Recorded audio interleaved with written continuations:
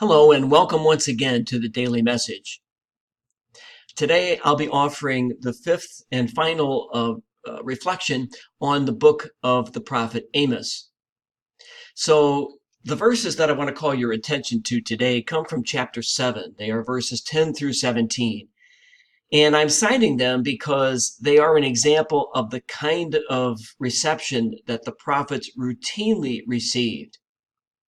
So we see here that the priest Amaziah and also King Jeroboam have heard of the message of Amos, and they're not happy. Notice it says, Amos has conspired against you, Jeroboam, in the midst of the house of Israel. The land is not able to bear all his words. For thus Amos has said, Jeroboam shall die by the sword, and Israel must go into exile away from his land. And so Amaziah, the priest, says to Amos, get out of here.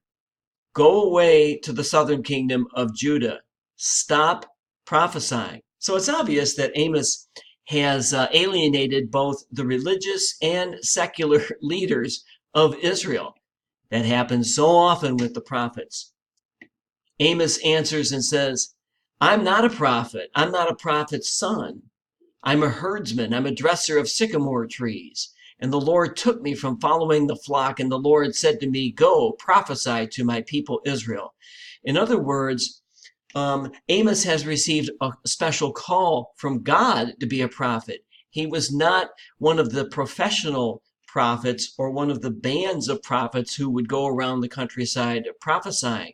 He has received a special call from God. And then, in the face of the threat that he has received from the religious and secular leaders of Israel, listen to what Amos says. Therefore, thus says the Lord, your wife shall be a harlot in the city, and your sons and daughters shall fall by the sword, and your land shall be parceled out by line. You yourself shall die in an unclean land, and Israel shall surely go into exile away from its land.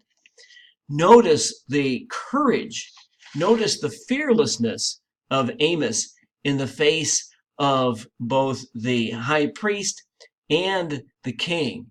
This too is typical of the Old Testament prophets. They believe they've received a call from God, and they are going to deliver that message no matter what. Thank you once again for watching. I appreciate your taking the time to listen. I hope you have a great weekend.